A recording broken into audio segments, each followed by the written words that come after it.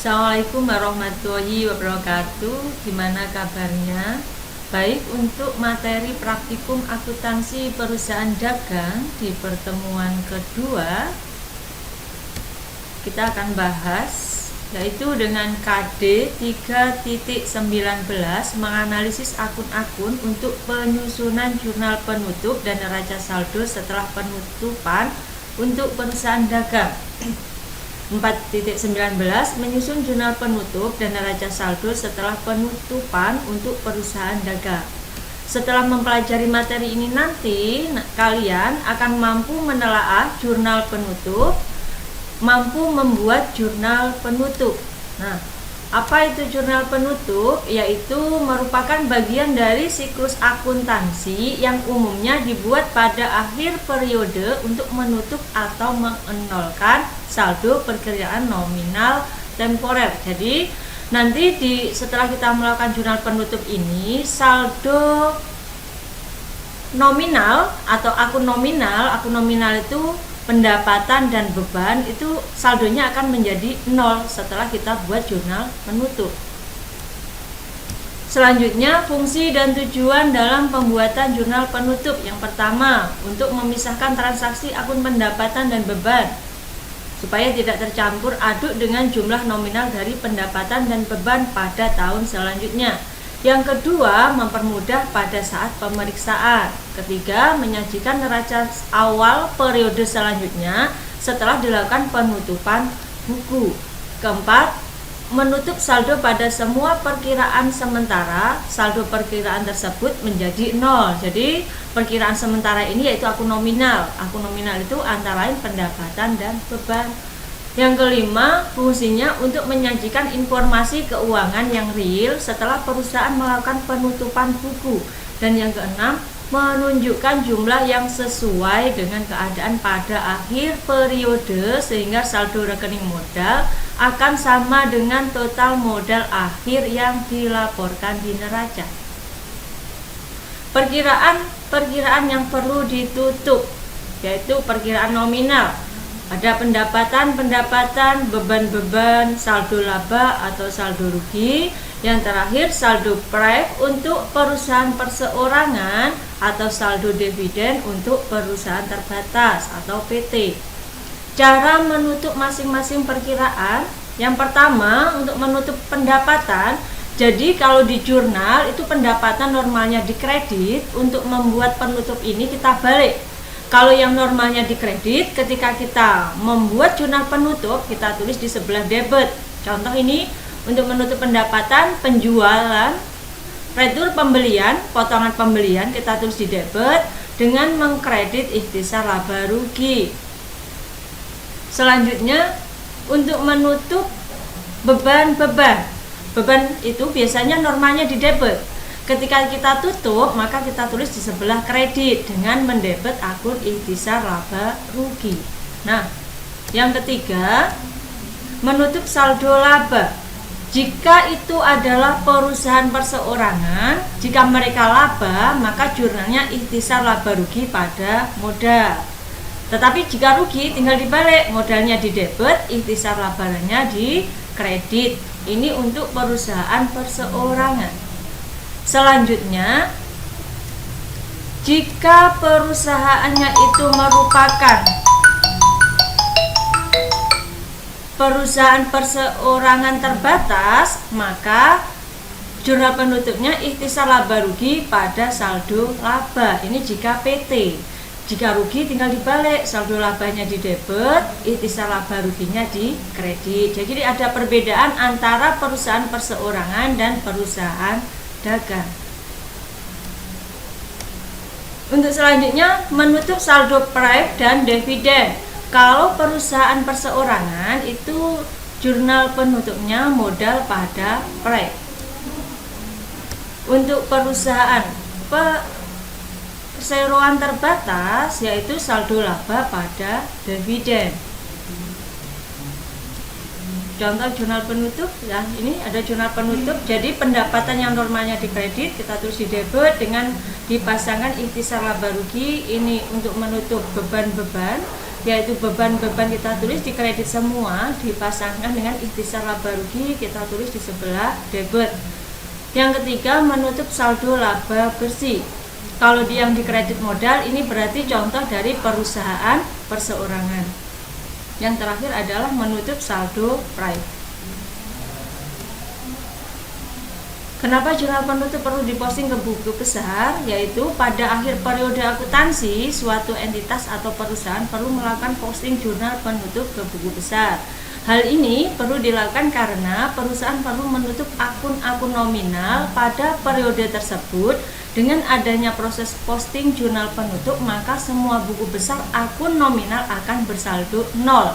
Sedangkan akun real akan bersaldo sesuai dengan kondisi yang sebenarnya. Jadi perlu dibuat jurnal penutup ini sebab untuk mengetahui atau memastikan bahwa semua akun nominal di buku besar nanti nilainya akan menjadi 0 kecuali akun real. Selanjutnya, langkah-langkah posting jurnal penutup ke dalam buku besar. Intinya cara posting jurnal penutup ini sama dengan jurnal umum, kita posting ke buku besar. Cuma ini bahannya dari jurnal, saya ulangi, dari jurnal penutup. Yaitu yang pertama, pindahkan tanggal kejadian yang ada pada jurnal penutup ke kolom tanggal di buku besar yang bersangkutan. Kedua, pindahkan jumlah debit ataupun jumlah kredit dari rekapitulasi jurnal penutup ke kolom debit dan kredit pada buku besar yang bersangkutan. Ketiga, catat nomor halaman jurnal penutup pada kolom ref buku besar yang bersangkutan. Yang terakhir, berikan penjelasan atau keterangan singkat di kolom keterangan. Pada jurnal penutup bisa dipindahkan sama juga di buku besar. Ini contoh jurnal penutup untuk perusahaan dagang.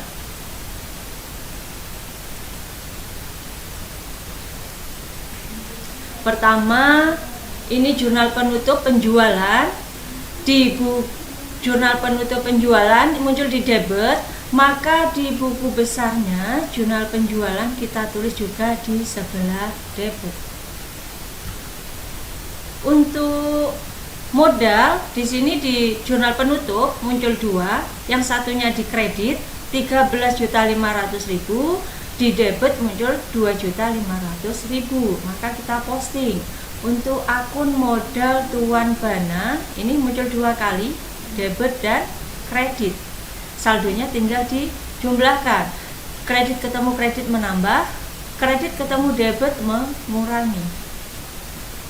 Selanjutnya untuk ikhtisar laba rugi, di sini muncul di debit dan kredit. Untuk kreditnya 25 juta, yang di debit ada 11.500.000. Maka kita munculkan di buku besar ikhtisar laba rugi, yaitu yang di kredit 25 juta, yang di debit 11.500.000 dan ada 13.500. Kita total. Yang terakhir adalah private. Di jurnal penutup, price muncul di sebelah kredit, maka di buku besar price, jurnal penutup pun juga ditulis di sebelah kredit. Maka dari akun-akun yang muncul di jurnal penutup ini, setelah kita posting di buku besar, maka saldonya akan menunjukkan nanti saldo 0 untuk akun nominal. Contoh untuk modal ini adalah akun real, di sebelah kredit nominalnya masih ada. Untuk pref, ini akun nominal, maka di buku besar saldo aslinya menjadi 0. Kemudian untuk ikhtisar laba rugi, karena ini akun nominal, di buku besarnya saldo akhirnya juga menjadi 0. Penjualan, karena ini akun nominal, di saldo akhirnya juga menjadi 0. Jadi intinya setelah kita membuat jurnal penutup, maka saldo nominal itu akan menjadi 0 kecuali akun real. Akun real itu ada harta, utang, dan modal. Penyusunan neraca saldo setelah penutupan. Apakah itu? Yaitu setelah penutupan bisa disebut juga sebagai neraca akhir, karena sebagai laporan yang berisikan kondisi keuangan pada akhir periode. Neraca saldo setelah penutupan hanya berisikan saldo akun real saja, karena semua saldo akun nominal setelah ditutup dan dinolkan pada saat melakukan pencatatan jurnal penutup. Jadi saya ulangi lagi, di neraca saldo setelah penutupan ini nanti yang muncul hanyalah akun real, sebab akun nominal itu setelah dibuat jurnal penutup nilainya akan menjadi 0 semua. Langkah penyusunan neraca saldo setelah penutupan. Yang pertama, jumlahkan kolom debit dan kredit semua rekening yang terdapat di buku besar.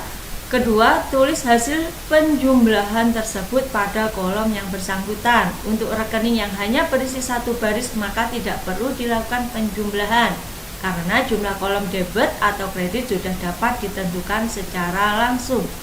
Ketiga, hitung saldo semua rekening yang terdapat dalam buku besar, yaitu dengan cara mencari selisih jumlah kolom debit dan jumlah kolom kredit yang telah dilakukan pada butir 2 di atas ini. Untuk rekening yang hanya berisi catatan pada salah satu kolom saja, maka saldo rekening dapat langsung ditentukan dengan menjumlahkan kolom yang berisi catatan tersebut. Yang keempat, susun neraca saldo setelah penutupan yang berisi nama semua rekening yang terdapat dalam buku besar beserta saldonya masing-masing yang telah ditentukan pada butir 3 di atas. Contoh neraca saldo setelah penutupan. Nah, di sini saya munculkan contohnya. Jadi nomor akun-akun di sini, ini nomornya diambil dari buku besar yang sudah kita susun. Nama akun juga nama-nama akun yang ada di buku besar. Nominal yang ada di debit dan kredit ini nominal yang ada pada saldo terakhir pada masing-masing buku besar.